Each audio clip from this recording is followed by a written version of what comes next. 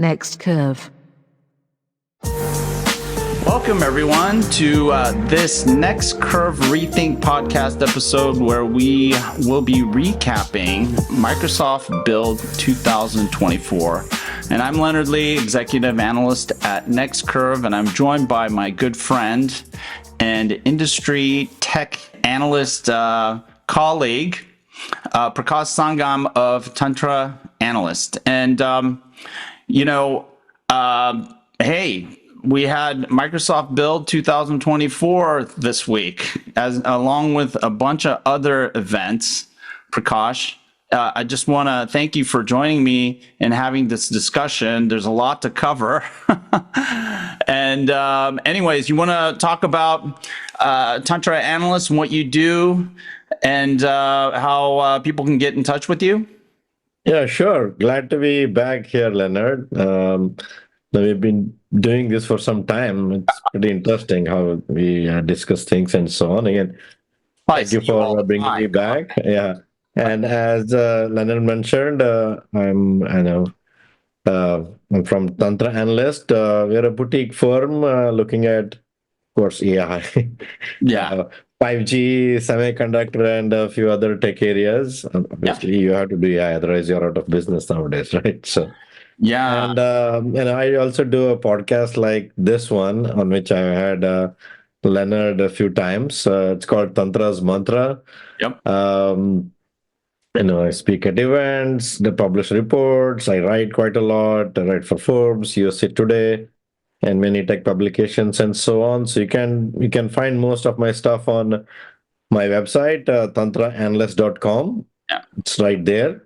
Yeah. I'm looking forward to this discussion. I agree that a lot of things have happened the last couple of weeks, so I think we have more stuff than we can talk about, right?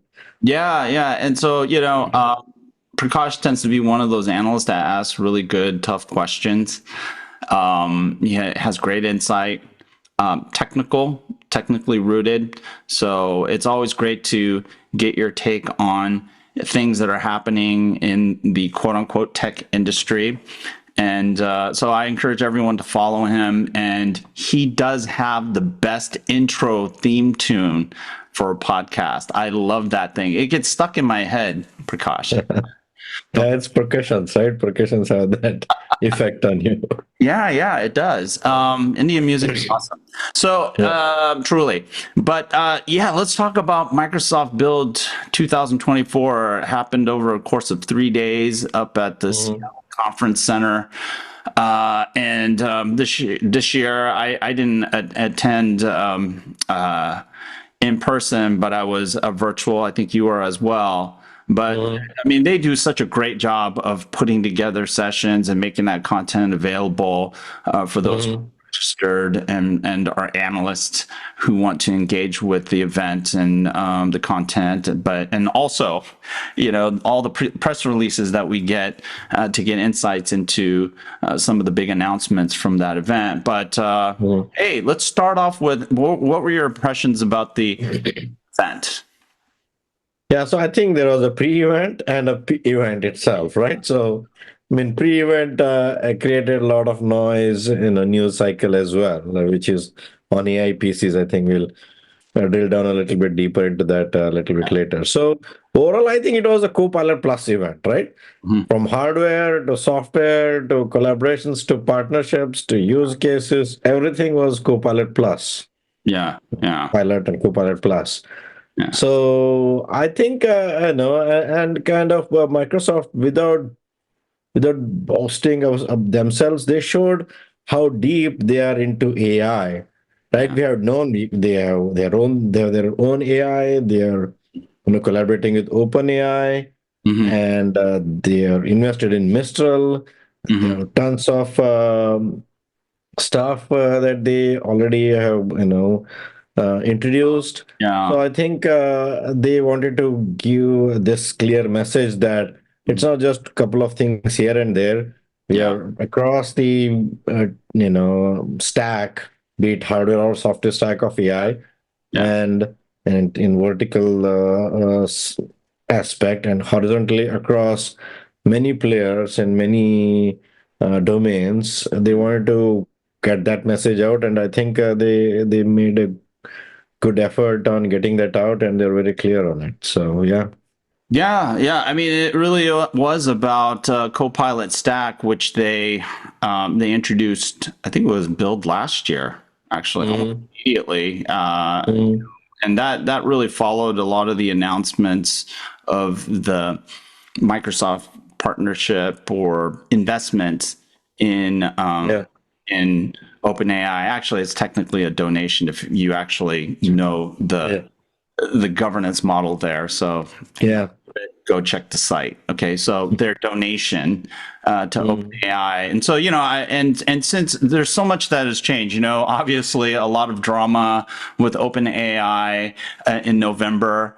And a lot of questions and quite frankly misunderstandings of what actually the governance model is around OpenAI. But what's really clear is they have a tight relationship with Microsoft, but Microsoft also continues to figure out, okay, how do we extend our frameworks, our stacks, and infuse Copilot, which is kind of like their chatbot framework, the way I look at it, but infusing generative AI capabilities throughout the stack, starting with GitHub and the other tools that they have for data management, their intelligent platform, Fabric, XYZ, all the way up the stack to the endpoint devices now, right? With the stuff that they're doing with Windows Copilot as well as 365. So it's pretty impressive how quickly everything is moving. I don't think that motion and that velocity is exclusive to Microsoft, quite frankly, because week before we had Google I/O. And it's almost like all of these guys are kind of mirroring each other. Do you know what I'm saying? And so, I mean, Google I/O basically they threw everything, including a kitchen sink with AI in it, right? I mean, it was so many different brands, names, everything. It's so hard to even follow up. I mean, I was live tweeting Google I/O. I mean, there was every 10 seconds, I think there was a different name and a different model, right? A different brand, right? So, frankly, maybe some of this is, they're overdoing, and they're showing they're better than and farther than others in AI. And also, results, and they're showing everything they have. Usually, they would keep a lot of stuff close to their chest and show it when it is ready for prime time. But now in this race, a lot of things that are developing on, and if you look at Google AI, Google I/O, a lot of things they are still developing on, they are just showing out and talking about it, which was not the case before. So, and specifically on build, I think Satya during his keynote did a good job, kind of going from and taking a typical engineering approach, going from layer to layer, from hardware stack to the OS, the platform, tool chain and applications and everything. I think he drilled down the subject pretty nicely, I think. No, I totally agree with you, and especially when they talked about their own silicon, right? So they have Maya. And then, the name of it escaped me, but they have their own CPU. Okay, ARM-based. Cobalt. That's right. Thank you. See, when we're doing this without notes and it's coming off straight off the top of our head, sometimes we forget. I mean, there were so many announcements. It's like crazy. But I think that looks like it's starting to get traction. They have Azure instances for that. The other thing that I think has really been cool is they introduced Fabric last year, to help manage and orchestrate all of these house lakes. Data warehouses or data lakes of lakes. And I think that's an important move for them. In addition, AWS has been, kind of in the forefront of a lot of that stuff from a big data and perspective. But I think Microsoft looked like they wanted to bring and showcase that they're bringing parity to the market, but and an increasingly integrated stack, right? And so, Yeah. because a lot of these things are actually relatively new. When you look at that Copilot stack, and Yeah. so it is impressive to see how quickly they're mobilizing, not only in bringing the stack together, but also infusing generative AI features and capabilities across the stack. So yeah, so in that regard, Satya kind of Even killed he it. was, I think he mentioned, he said, I've been in this industry for whatever, 30 years or something like that. And even you, Satya was surprised how quickly AI has come along, right? If you look at last year's build, I think AI was mentioned, but today that was the only thing, right? If you look at it, and it's Pretty much. relatively, Yeah. Yeah. And we have to remind the audience 2 years ago, it was all about metaverse. yeah. They were a Yeah. metaverse company. And so how things have changed. But Yeah. hey, let's talk. You mentioned the pre-event, which almost Yeah. as big as the main event. But yeah, you and I, we've been tracking AI PC for a long time, right? I mean, it's kind of a new thing, but we've been sort of in the thick of it as it's been evolving. But yeah, I mean, what are your thoughts? I think, I tweeted about it as well.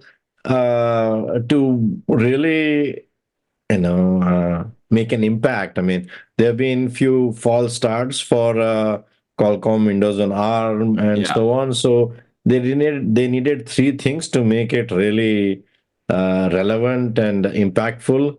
First was they needed something different, something new that they can start off with, right? Yeah. You're doing what Intel has been doing for a long time, but with a different hardware piece. I mean, it's important, but why should anybody care, right? So AIPC gave them a great opportunity that they are starting off actually ahead of their competition, where Yeah. Intel is still behind. They're saying the Lunar Lake will be compatible and so on, but it's coming later in the year. But so they had started with something fresh, on which is important, significant, and they are ahead of the competition.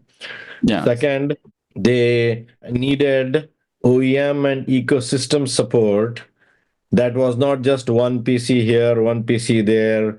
You know, Instead, they needed full-fledged support from the OEMs to Yeah. show that they have confidence in this concept.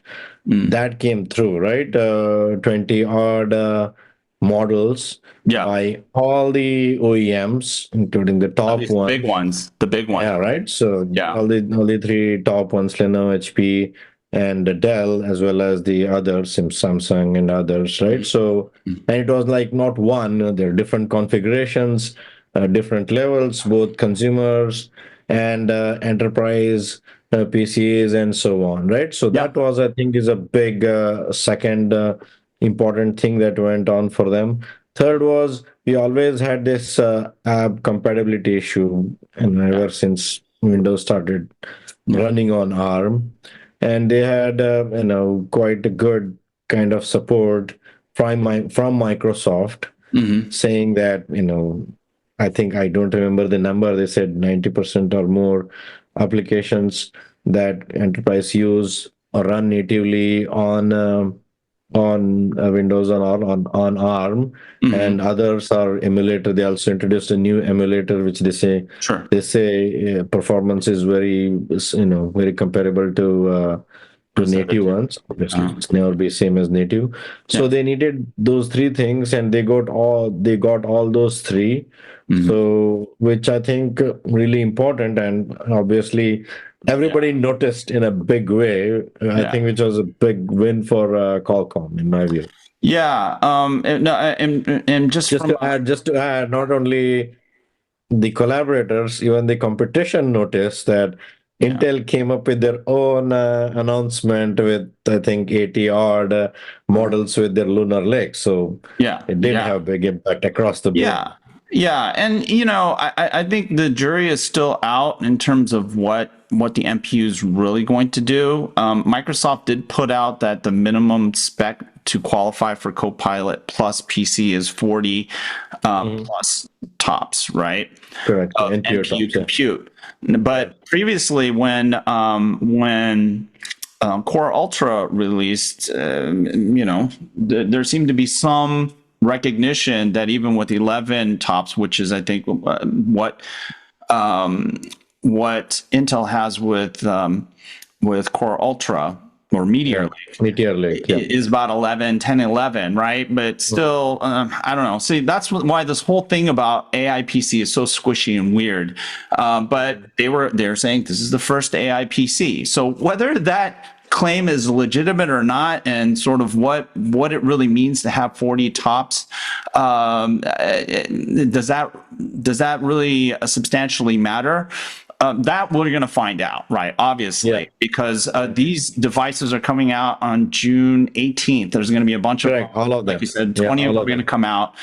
And it is a big deal because I think, like what you're alluding to, the industry is taking Windows on ARM very seriously. And I think there's a lot of implications related to that beyond just the announcement.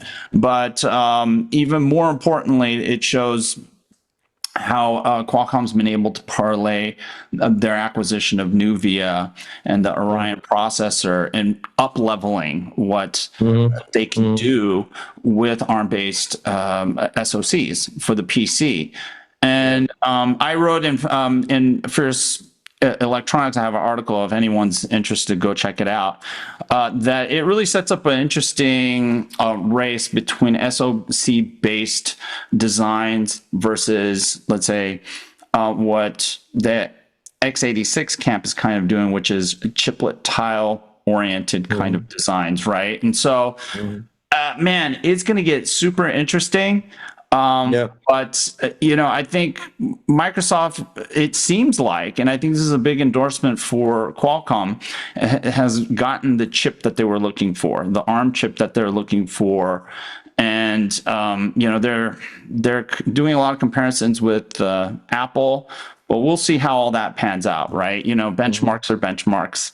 But I think the key wins that Qualcomm needed to get was this commitment and endorsement by Microsoft, which is really apparent. And I don't think I've ever seen anything like that in terms of an endorsement for anything outside of what we've seen with the Windows x86 marriage, right? So they're about to get really interesting. Windows on ARM, right? But this was not just talk, basically walking the talk, right? They brought huge support for it. And also your point about what AI PC is, that's the reason probably they called these Copilot Plus PCs, right? They did not call them AC. They didn't call them AI PCs. They called them Copilot Plus PCs. Yeah. I have a feeling that, and I'm not so sure how long will that stick. AI PC is much more catchy, so I think most people. It's shorter too. It's shorter. Yeah. And not brand is quite a mouthful. Yeah. So, I mean, I agree with all you said. We'll see how the market pans out, and I think there are a couple of different aspects in terms of Apple, right? So, I mean, obviously, Microsoft wants to show that they are better than Apple, so their target is Apple, right? Yeah. And they win against Apple with MacBooks. But whereas Qualcomm's, I think their primary object would be, obviously, if they win, customers over from Mac, it's a cherry on the pie. But their primary competition is still Intel. Even if they get a small sliver of huge Intel market share in Windows PCs, I think that thing will be a huge win for Qualcomm and be a huge additive to their portfolio as such, right? So, two different aspects when it comes to Mac, I think. I mean, considering Yeah, and then it's important to note that one of the 7 OEMs that is going to market very early with the X series, Snapdragon X series, is Microsoft, right? They have a whole Correct. Yeah. Yeah. new line of It's Surface. It's a Surface. it's eating your dog food, right? I mean, if they had Yeah, not done their own, then why would anybody should have confidence in them, right? So yeah, I yeah, think that was part of the endorsement to the concept yeah, itself. And also, I think what was interesting is, I mean, there was this talk about edge AI, mm, doing a lot of on edge on the device mm, AI and so on. It was a good concept.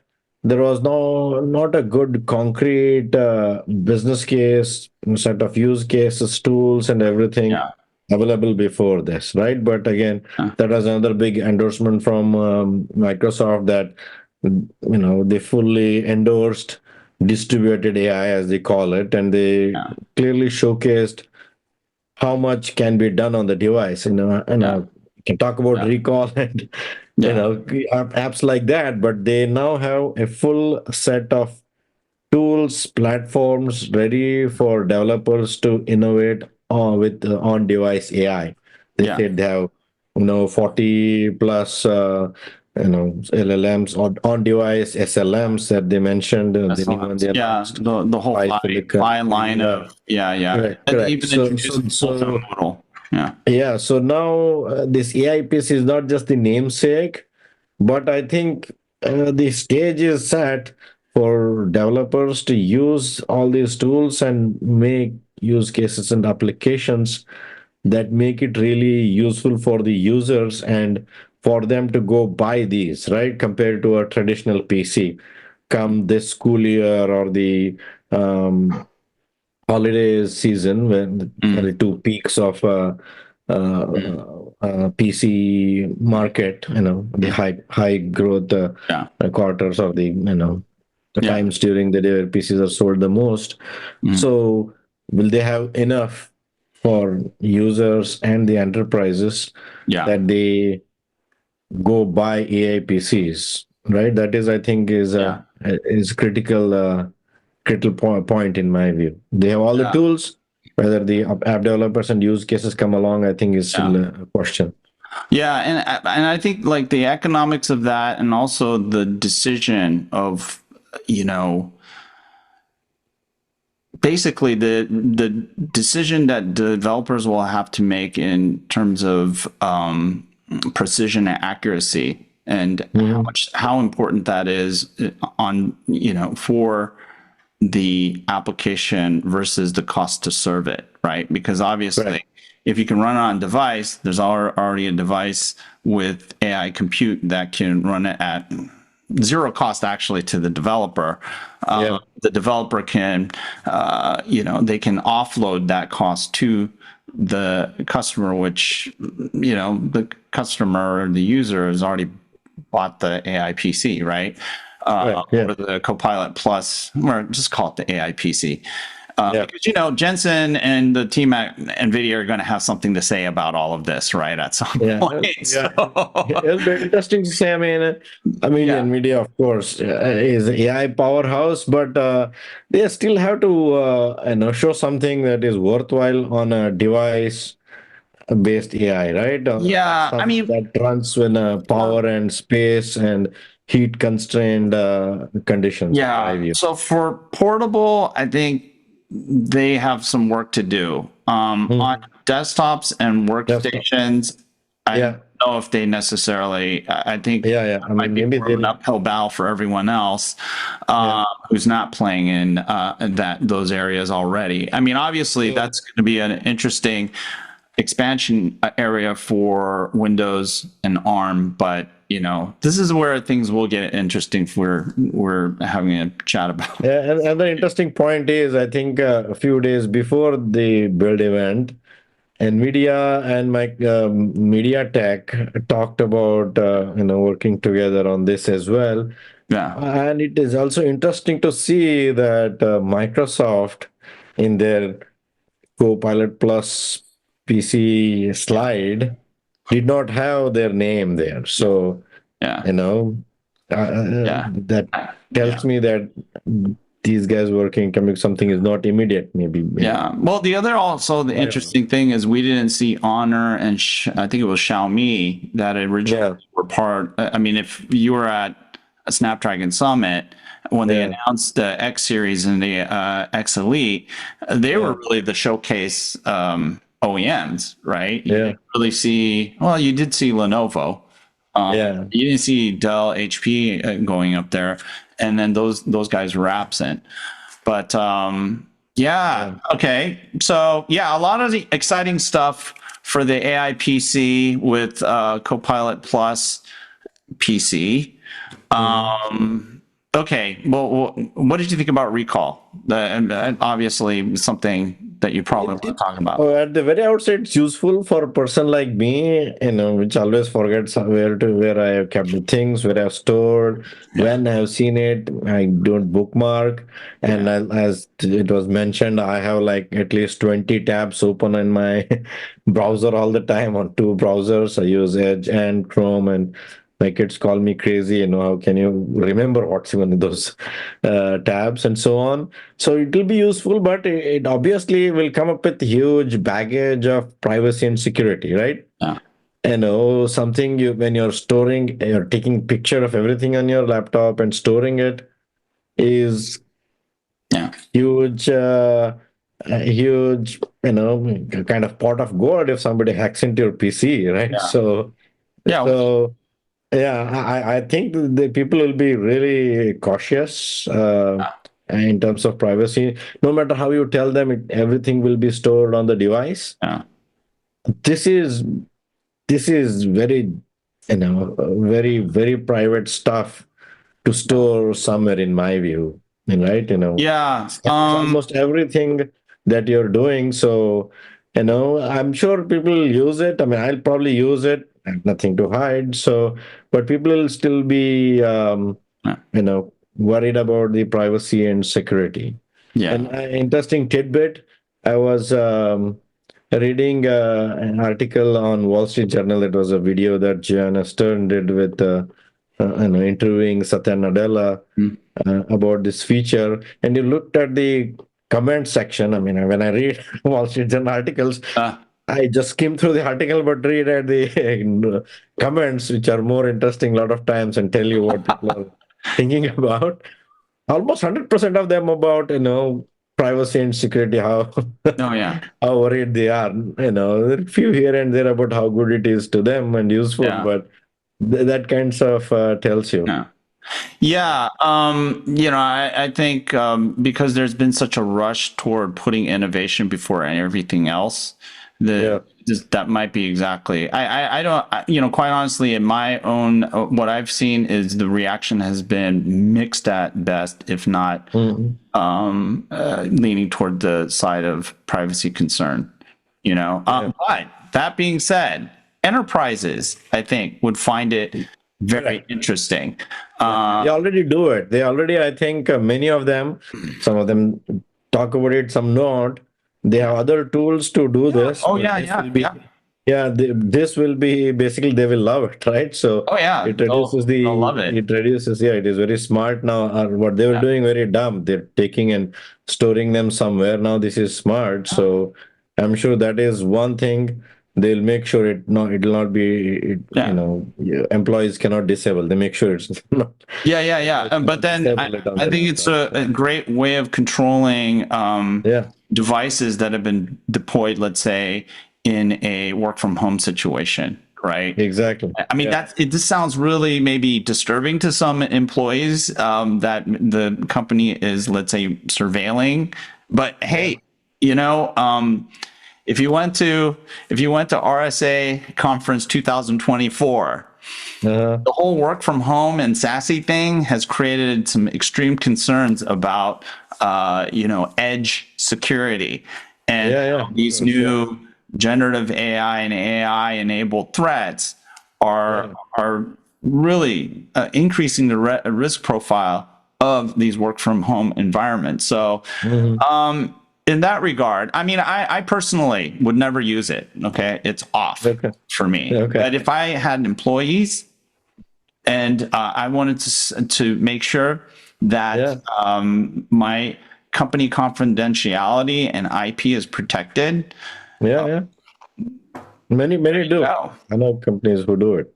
yeah. Yeah. So, Yeah. but hey, so let's talk about the rest of the conference, because this is literally all the stuff that happened before the conference. So in the next 10 minutes, let's talk about what are the things that impressed you as you were watching the keynote, as well as any other additional sessions that you were engaging. Yeah. So one thing I think, I mean, I kept thinking about it is everybody is doing everything on AI. Everybody has their own model. On a PC like scenario, you're using many of these companies, right? You're using Microsoft, of course. Yeah. And they have their set of tools. AI. You're using Google for many things. They have their set of tools and apps and everything. And then if you look at the hardware, Qualcomm has its own AI stack and apps and everything. And the OEMs themselves have their own AI. For example, if you take Samsung and their Galaxy AI, they're big on that, talking about it and on, right? So maybe you have too much AI things. How you manage them, I think it's going to be a challenge. So, in my view, you have application, which platform it's using, which models it's using, how it is, and so on. That's going to be will be a challenge for app developers. That is one. And second, I think distributing this AI into cloud, to edge, and devices. We've been talking about. Looks like it's starting to happen with what Microsoft said with their on-device and edge models and so on. So, and Google also talked about it during their I/O. Looks like they have all of them are using their own proprietary framework to distribute. Right? You need to decide, this workload, whether it has to run on the device or on the cloud or on the edge, when to do it, how much to do it, and so on, right? So you need some intelligence to distribute that in a right way, looking at all the capabilities of the cloud, connectivity on the device, edge capabilities, processing memory, and so on, right? So looks like it's all now proprietary. So if you're using Microsoft models and Microsoft apps and tools, they're using their own proprietary way of scaling and a framework to do this, decision tree and so on. Probably Google will do the same. So would there be a need for standardization so that apps are working on it? They have a common framework. I think that's something to think about as well as we move forward. And that's something that I've noticed as well. I've been bringing it up for quite some time, actually. That how do you manage these models? How do you manage profiles that they actually are develop about you? So if the whole purpose is personalization, how is that portable and synchronizable across devices? Across, right? Like right. And then how do you manage that full life cycle? Because everyone talks about, oh, hey, we can deploy it on device and it'll run. But over time, these things, they degrade. You have to maintain them. And so if you deploy them for personal use, what is the process? What are the mechanisms to continue to ground these things as they have a tendency to drift or to experience collapse, certain kind of mode, certain degrees of mode collapse. And so, Microsoft introduced a number of tools for grounding. A lot of that it seems to be more from a, let's say, a cloud perspective, right? So if you're providing inference services or you're developing a model or training a model, when you go full life cycle, having some monitoring tools as well as some measurement tools to determine whether or not something is, how grounded something is. They introduce some of that. But how about on device? When these things are widely deployed, how do you manage all this stuff? And I think you don't hear a lot of talk about this stuff. I mean, this is something that I'm going to be delving into more. The other is security. Still, very generic talk about security. It's more about perimeter security and securing an environment, network environment that something is running in, but not talking about how do you now protect your data. And this is a point that I brought up from RSA conference, as well as prior with the GTC and Intel events earlier, that this is a gap area that needs to be addressed. And I don't, from neither from Microsoft or Google did I see these gaps really closed. And I invite Microsoft and Google to reach out if you guys have something. I mean, I will profess ignorance, but I've been doing a lot of research in this stuff and I've been validated in my point of view. So if you have something that I didn't know about, please reach out. But I mean, I think these are areas that all of them are basically a kind of hardware and software security, right? So for enterprises and others who don't want to part with their data, so basically then I think that's where this hybrid or distributed AI makes sense. You have models now that you can run, and that's another important thing, that you can do customized models that Microsoft talks about.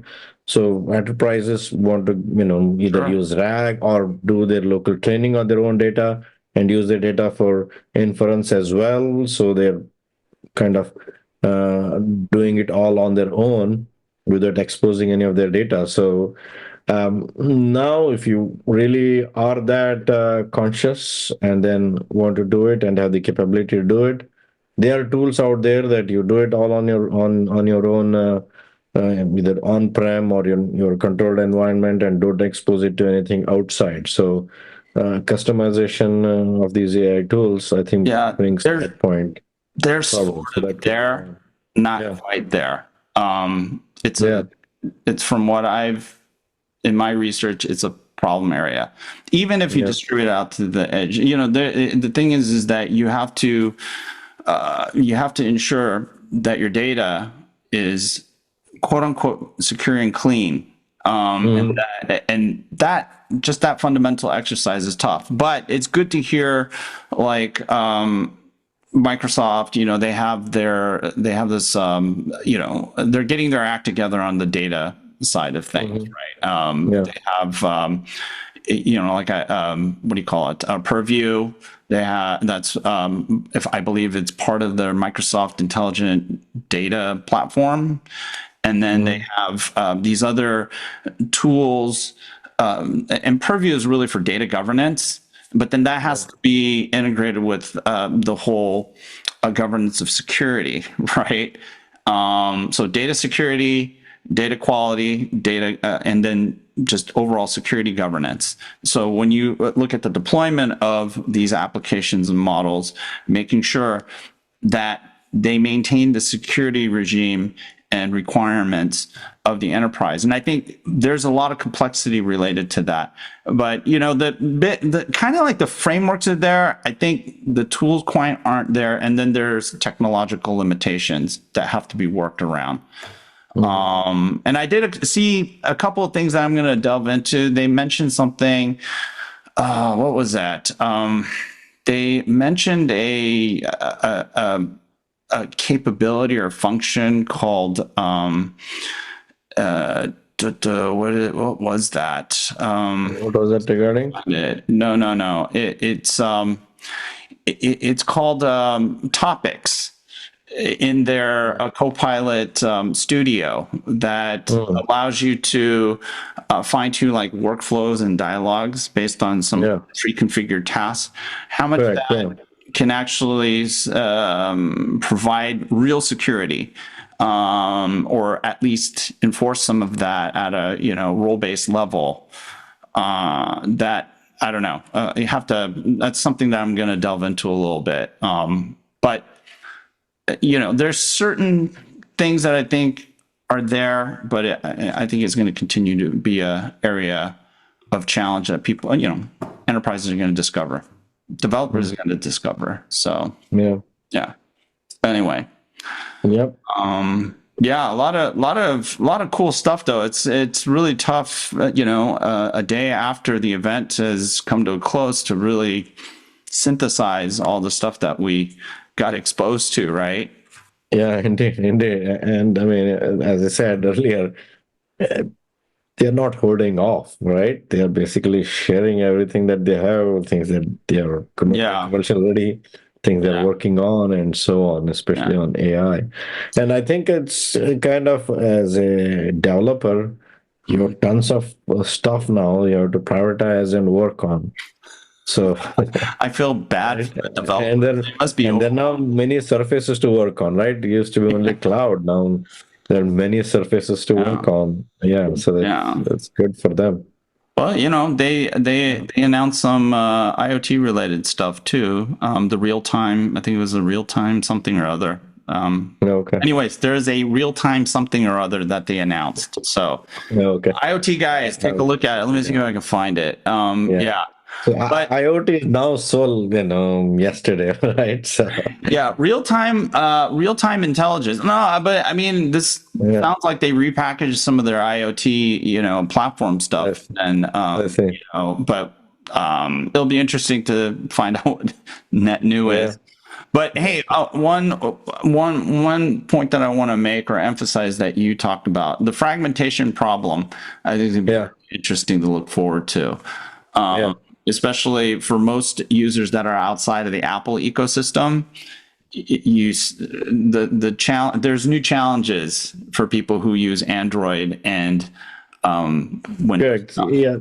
are all silos, right? If there is a model that Google is using and you're working with it, it learned everything about you, personalized for you. There's no way that can be transferred to Microsoft application. So, I mean, each app and each model using that app has to learn. It's a lot of repetition, in my view. If there is a framework where they can, probably it will come. It's still very early, right? I mean, things are happening so fast. No, right? But I think what we're doing right now is just pointing out some of the gap areas that we're seeing, and no doubt there's going to be a lot of effort to close those gaps. And I mean, that's what we're supposed to do as analysts, right? Not talk about other stuff. We explain that. You can go. You can go. It can be a mouthpiece and all talk about all the good things, how things are, but at the same time, you also have to point out, gaps are, right, and the pace at which this is going, there ought to be gaps that will have to be filled later. Oh yeah, I agree with you. And but you have to know where the gaps are. Yeah, that's where we come in. That's why we do what we do. So, anyways. I hope everyone enjoyed our conversation, the sharing here. Prakash and I try to be as insightful and helpful as we can to end users as well as vendors out there that we work with. And, check out Tantra Analyst and Prakash. Go to www.tantraanalyst.com. You can go and friend Prakash on LinkedIn. He doesn't bite. He's a really cool guy. And of course, follow NextCurve at www.next-curve.com. We have a podcast as well called Rethink on YouTube as well as on Buzzsprout. And also, I have a newsletter. Prakash has a newsletter. Please subscribe. Check it out. It's all great stuff. I'm a little behind on my stuff because 2024, we're back in it. It's been insanity. And I also want to point out, remember, we did a Windows on ARM and AI PC podcast on mine, Tantra's Mantra, me and you. And then I followed that up with, podcast, another podcast with Nitin Kumar, VP of Qualcomm, right after AI PC event, or Copilot Plus event, I should say. So it's interesting. I recommend all of your viewers to check that out as well. A lot of absolutely. I'll provide links below. So once again, everyone, thank you, and we will see you next time.